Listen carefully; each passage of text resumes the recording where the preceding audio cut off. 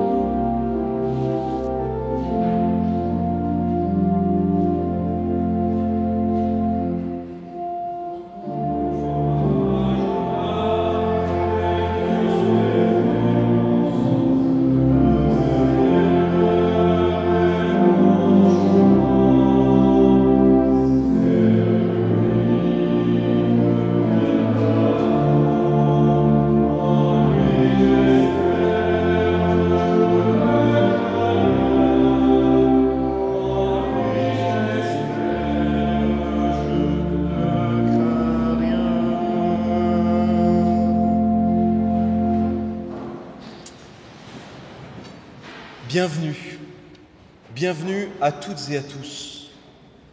Aujourd'hui, c'est un jour un peu particulier, puisque c'est un jour où nous prenons le temps d'écouter et de recevoir une parole qui nous rejoint là où nous sommes, là où nous en sommes.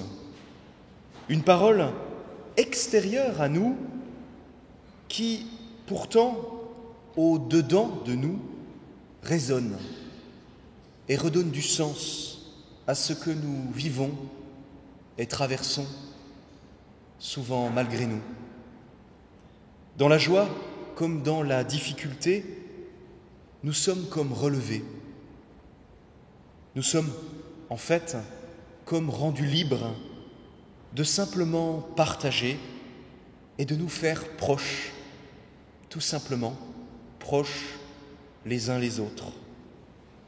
Alors ce matin, tel que nous sommes, dans l'état où nous sommes, nous voulons les uns les autres nous encourager à l'horizon du Dieu vivant qui, de chacun et de chacune d'entre nous, jamais ne s'éloignera.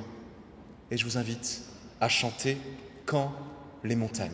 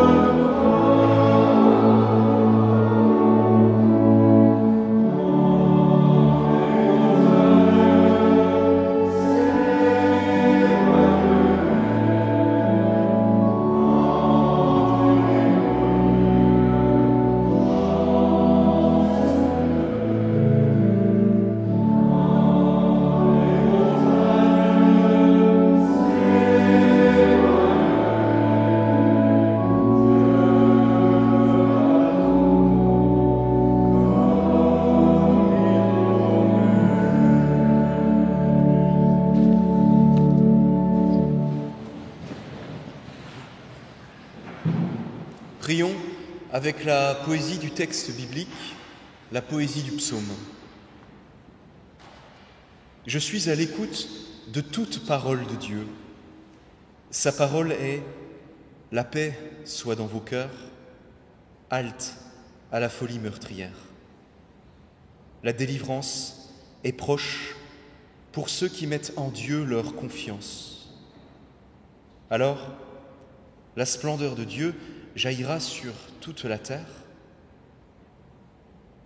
La tendresse et la vérité vont à la rencontre l'une de l'autre. La justice et la paix s'embrassent. La vérité germera de la terre et du ciel descendra l'amour. Dieu est la source du bonheur. Avec lui, notre terre produira du fruit. Sa justice est le signe annonciateur de sa venue. Ses pas tracent le chemin tel que je suis.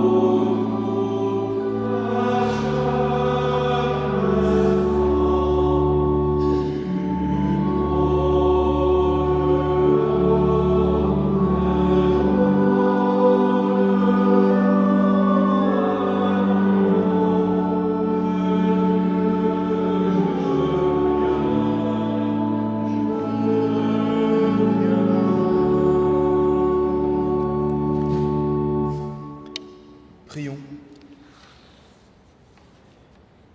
Dans le secret de notre chambre, tu sais, toi, combien parfois nous aussi, nous sommes dans le noir. Lorsque tout autour de nous devient silence, douloureuse absence, tu es cette parole, lumineuse présence qui, du cœur de nos errances, fait naître au-dedans de nous l'espérance. Toi, qui du fond de moi se révèle, toujours, tu me relèves tel que je suis.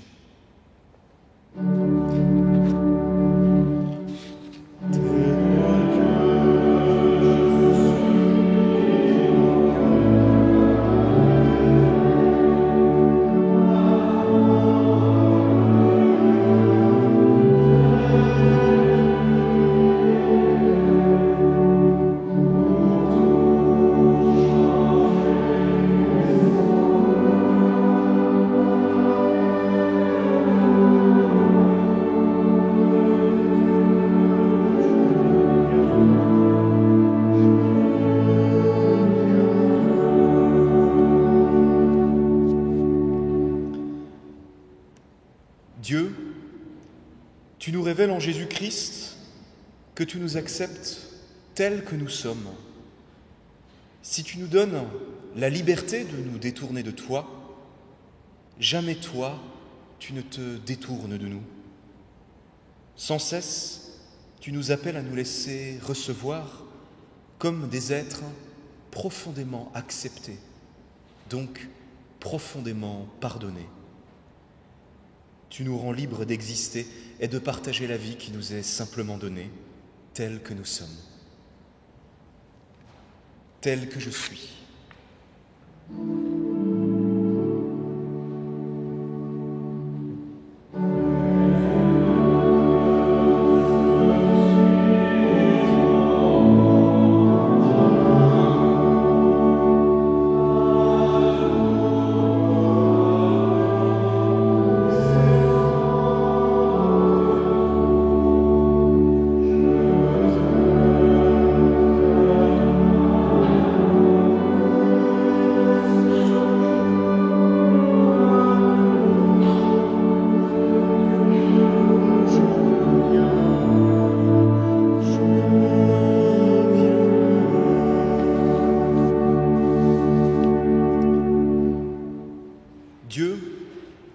toi le toujours disponible auprès de nous, avec nous et pour nous, nous voulons nous rendre disponibles nous aussi, disponibles à ton silence qui nous parle, disponibles à ton absence qui nous rend présents.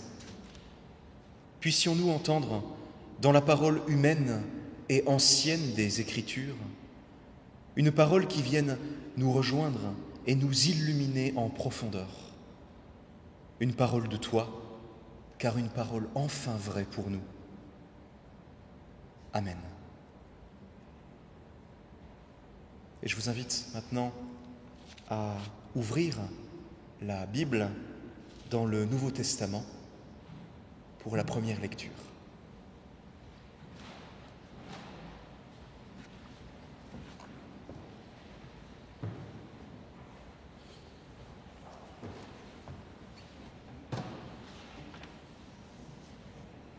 Nous lirons dans Romains, au chapitre 8, les versets 18 à 25. « J'estime en effet qu'il n'y a pas de commune mesure entre les souffrances du temps présent et la gloire qui va être révélée en nous. Car la création attend avec impatience la révélation des fils de Dieu. En effet, la création a été soumise à la futilité, non pas de son propre gré, mais à cause de celui qui l'y a soumise, avec une espérance. C'est cette même création sera libérée de l'esclavage du périssable pour avoir part à la liberté glorieuse des enfants de Dieu. Or, nous savons que, jusqu'à ce jour, la création tout entière soupire et souffre les douleurs de l'accouchement. Bien plus, nous aussi, qui avons les prémices de l'Esprit, nous aussi, nous soupirons en nous-mêmes, en attendant l'adoption finale, la rédemption de notre corps. Car c'est dans l'espérance que nous avons été sauvés. Or, l'espérance qu'on voit n'est plus une espérance. Ce qu'on voit, peut-on l'espérer encore? Mais si nous espérons ce que nous ne voyons pas, nous l'attendons avec persévérance.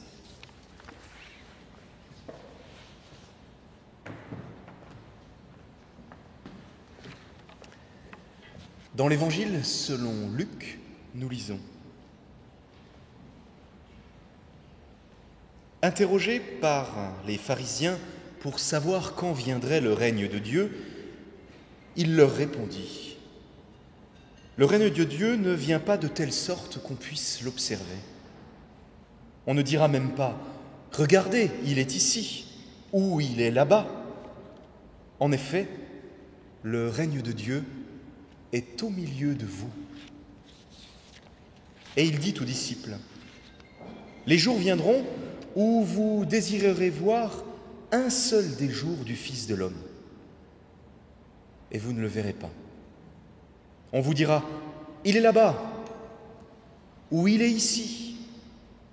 N'y allez pas, n'y courez pas. En effet, comme l'éclair brille d'une extrémité du ciel à l'autre, ainsi sera le Fils de l'homme en son jour. Et je vous invite à chanter « J'ai soif de sa présence ».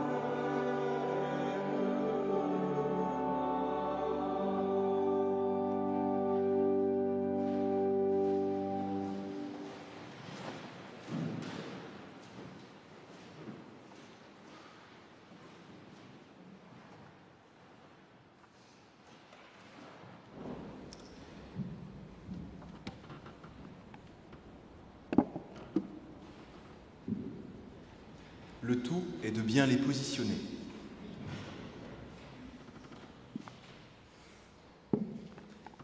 Chacun a sa fonction.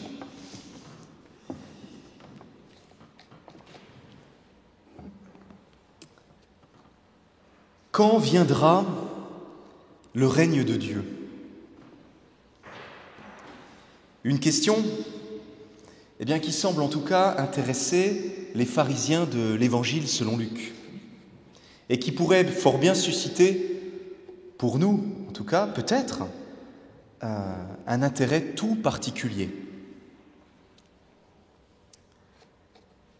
Alors, si cette notion de royaume de Dieu semble être au cœur du témoignage attribué au Jésus-Christ de la Bible, elle serait même, selon le philosophe et dominicain Dominique Collin,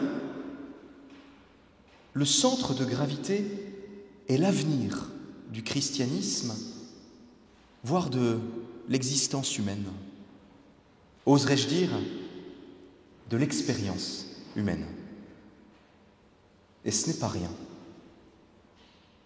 Et si les pharisiens s'interrogent sur la date de sa venue sur terre, nous pourrions également tenter, nous aussi, d'en approcher le sens.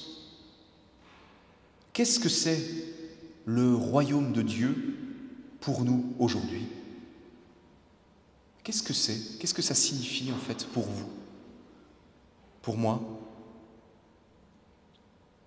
Alors pour ce faire, je vous propose de rejoindre les femmes et les hommes témoins des paroles et des gestes de ce Jésus dont témoigne l'Évangile, autrement dit, dont témoigne la bonne nouvelle.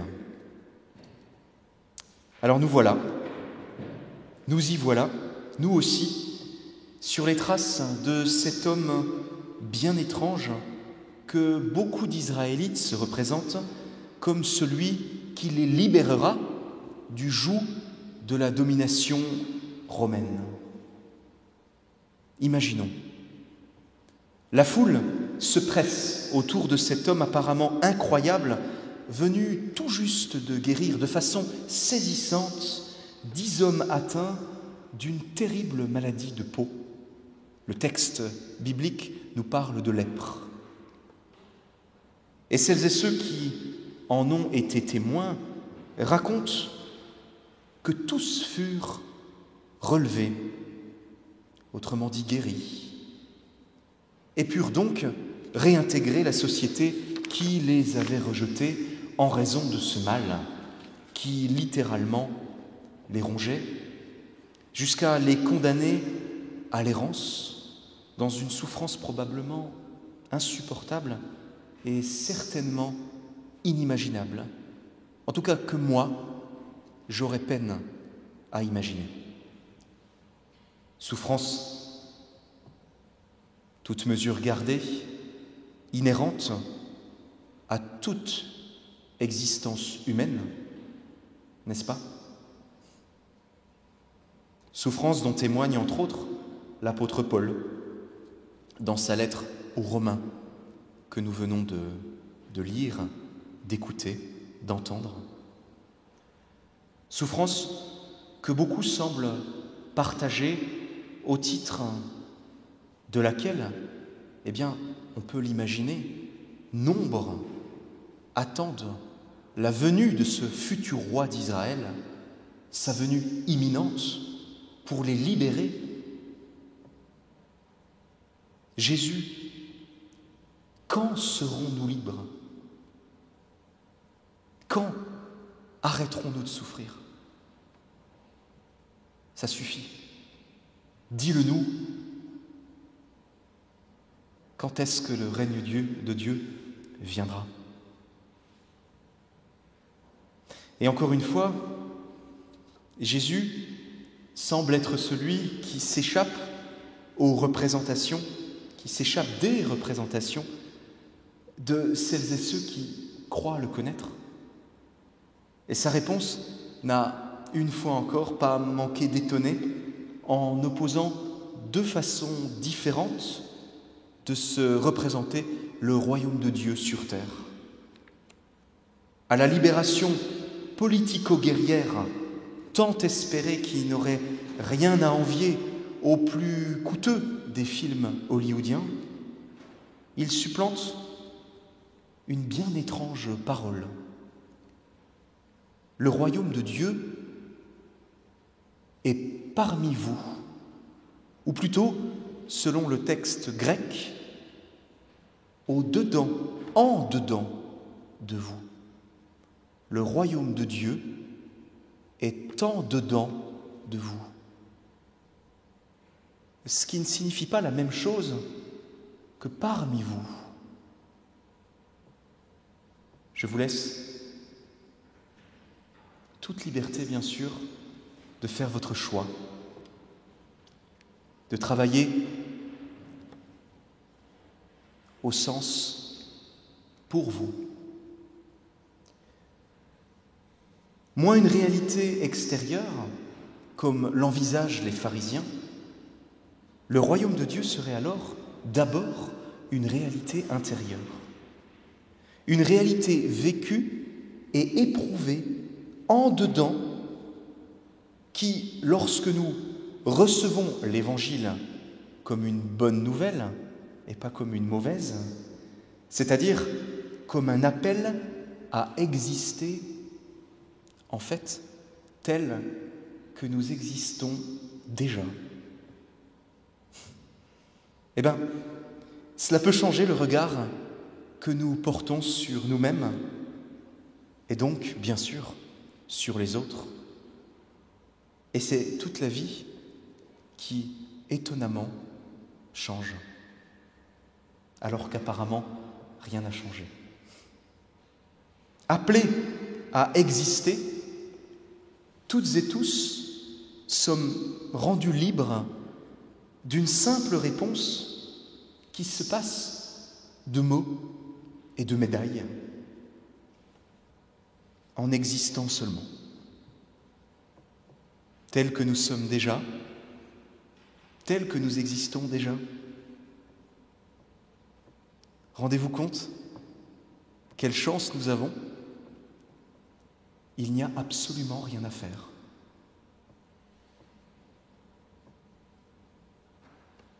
Au risque, bien sûr, d'une étonnante reconnaissance, car c'est toute la vie relationnelle qui, étonnamment, change.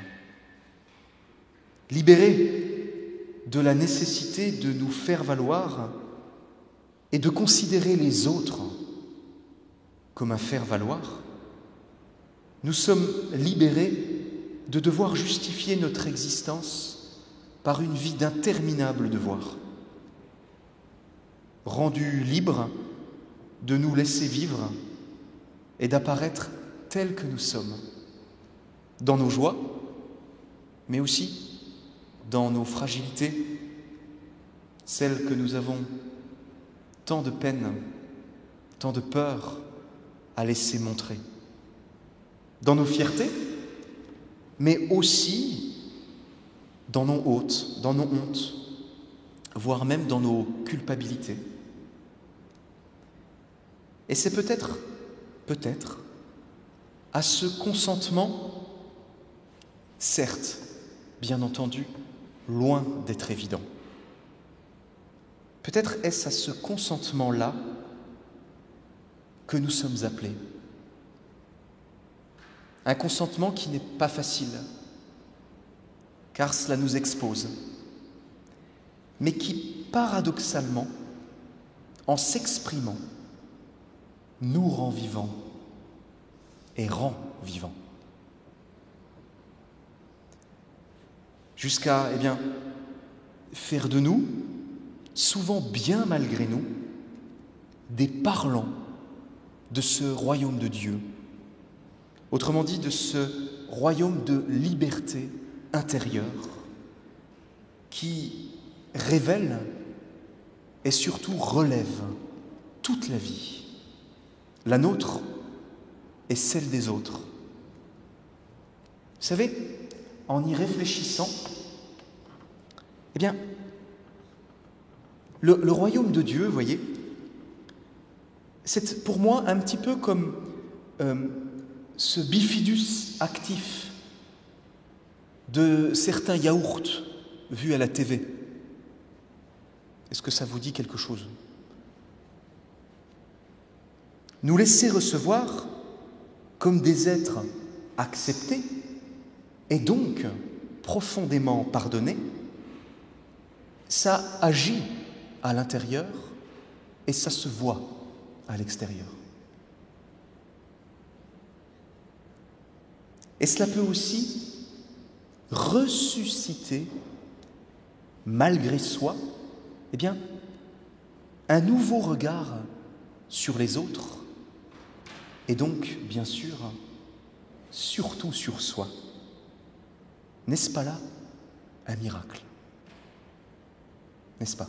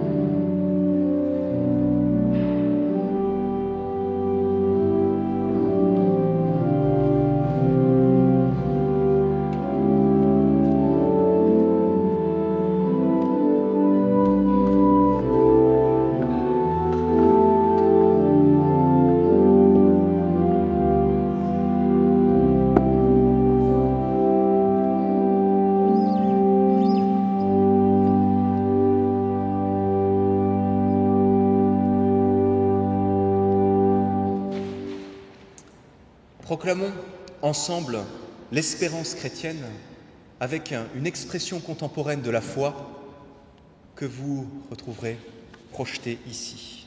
Je vous invite à la dire avec moi. Dieu, je crois en toi. Tu m'accompagnes dans ma vie et dans les étapes de ma vie. Tu manifestes ta présence dans la rencontre des autres et par des actes qui prennent pour moi la saveur du royaume, où la vie reçoit son sens de ta main. Je crois que tu m'appelles par mon nom, comme une mère et un père de tendresse, et que tu fais de moi un être appelé à devenir libre. Jésus-Christ, je crois en toi et à l'audace de ta vie à contre-courant. Tu es pour moi la promesse et l'espérance que la vie dépasse la mort et toute mort, et tu m'envoies aux autres dire à jamais ton amour et la puissance de ta résurrection.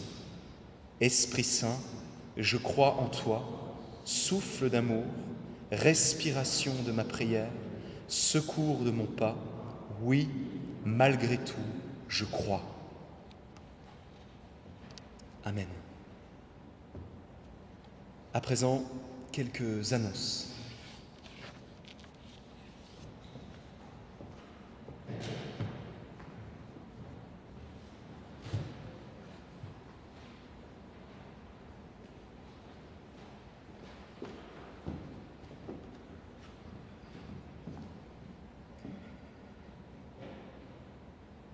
Alors tout d'abord, concernant, nous entrons bientôt dans le temps de l'Avent.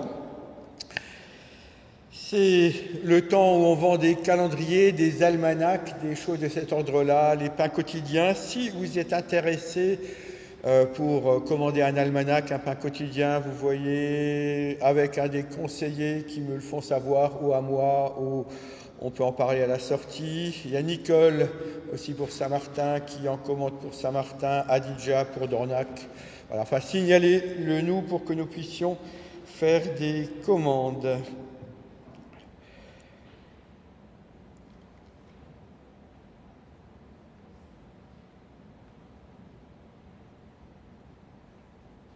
Sinon, le 10 novembre, vous allez me dire quand c'est ?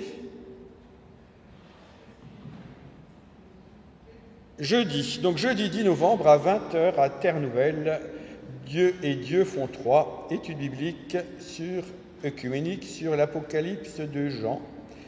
Et le 12 novembre, donc c'est samedi à 10h30, Céline propose Godly Play à Ilzac.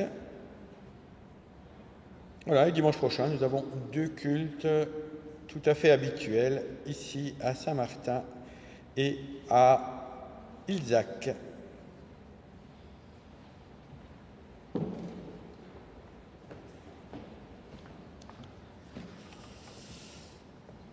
Afin de manifester notre soutien à l'Église, vivons à présent le temps du partage, le temps de l'offrande.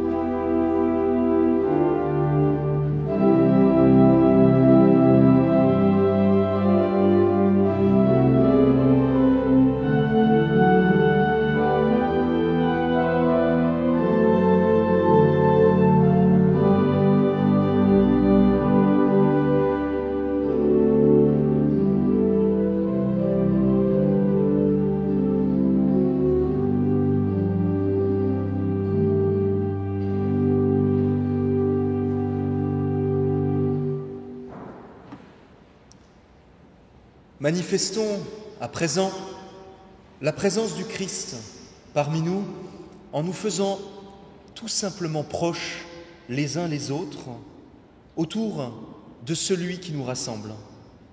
Vivons ensemble le partage tout simple du pain et du vin, symbole vivant du Dieu vivant qui, fondamentalement, nous encourage, nous rassemble et nous rend vivants.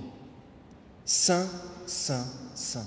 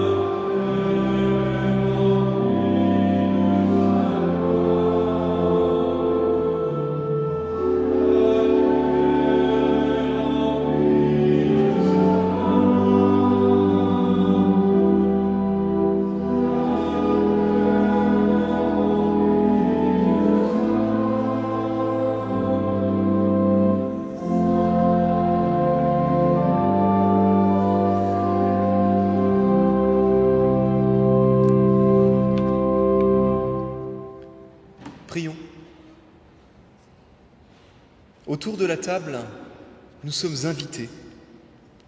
Nous voulons nous souvenir que chacune et chacun d'entre nous y trouvera espace et place.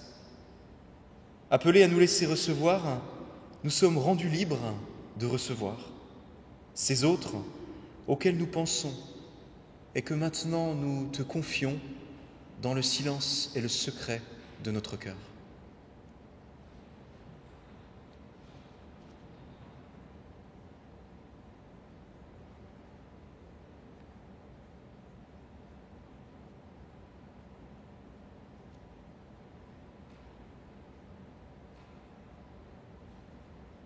C'est dans la profondeur que nous te rencontrons, toi, le Dieu auquel nous nous abandonnons.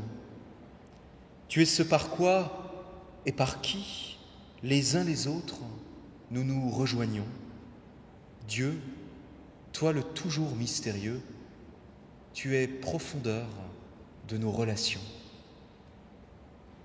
Et ensemble, nous voulons te prier, notre Père, qui es aux cieux, que ton nom soit sanctifié, que ton règne vienne, que ta volonté soit faite sur la terre comme au ciel.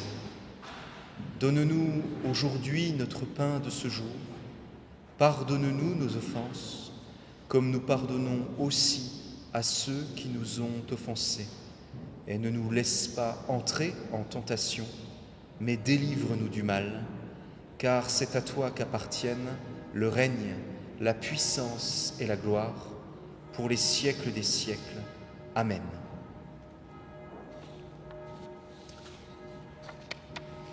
Jésus, le vivant, la nuit où il fut livré, célébra la Pâque avec ses disciples en partageant avec eux un simple repas.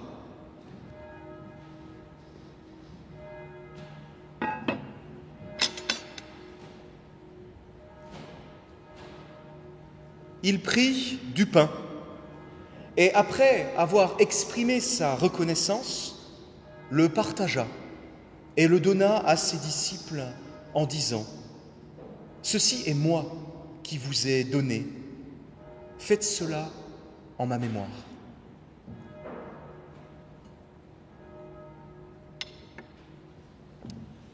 De même, il prit une coupe et après avoir remercié, la donna à ses disciples en disant : « Prenez cette coupe et partagez-la entre vous. Dans cette coupe est la nouvelle alliance, manifestant la vie reçue et donnée. » Christ est venu.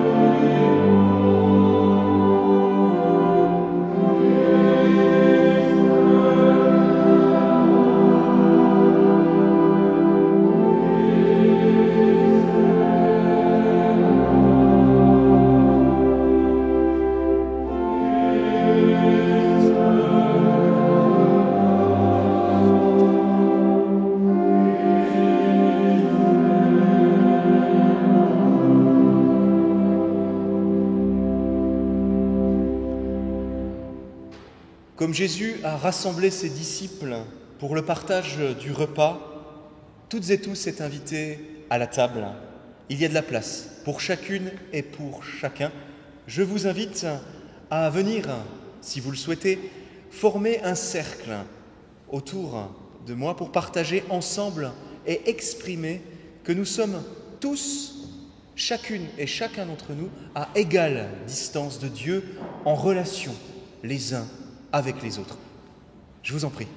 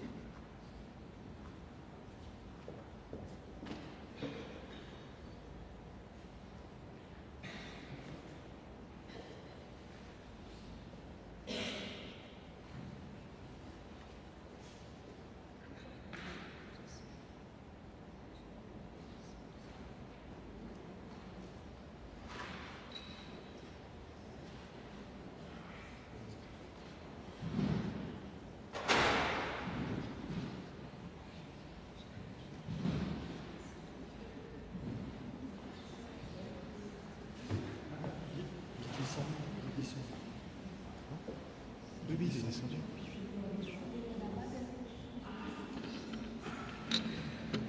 Ok. Alors, je vous envoie l'étude.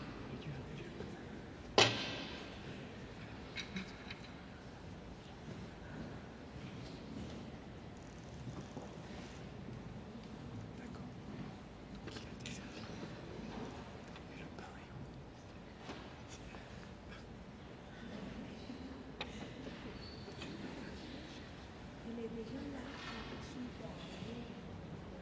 Oui, je sais, mais...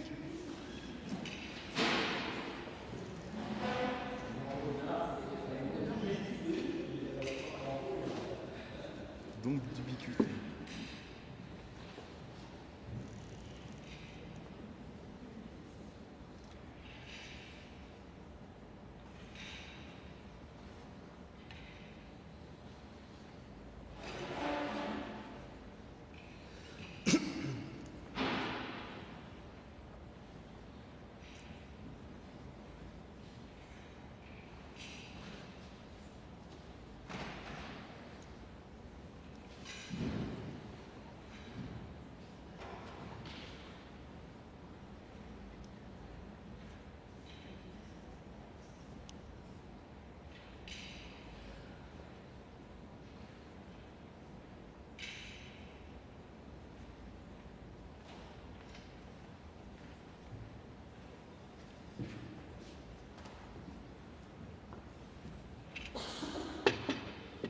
Nous venons de faire l'expérience de l'irruption du vivant, et c'est une bonne nouvelle.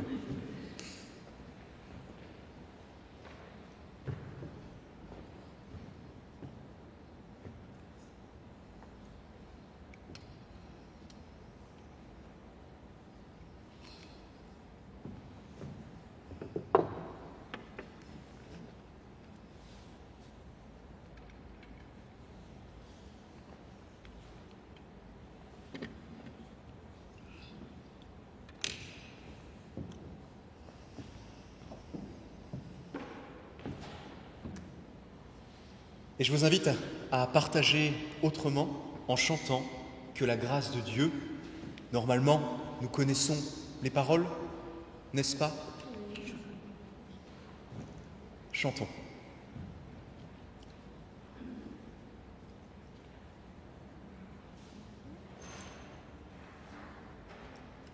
La musique jaillira dans quelques instants.